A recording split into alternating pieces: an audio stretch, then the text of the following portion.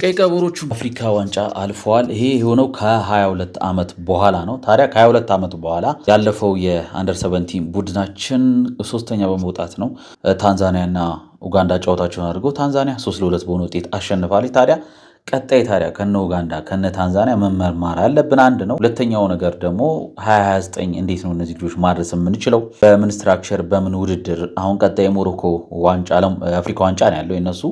ታዲያ በዛ ውድድር ብቻ ነው ወይ? ቀጣይስ ምን ታስባል የሚለው ያው ሮድ 2029 የራሱ የያዘው ፕሮጀክት ይኖራል ብዬ አስባለሁ።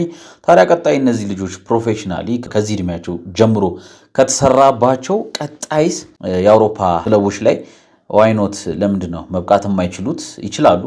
ፕሮፌሽናል ተጫዋች መሆን እንደሚችሉ ነው የሚሰማኝና እንደዛ ለመሆን ደግሞ ገና ብዙ የሚቀራቸው ጊዜ አለ። ይሄ እድሜያቸው በጣም ትንሽ ነው።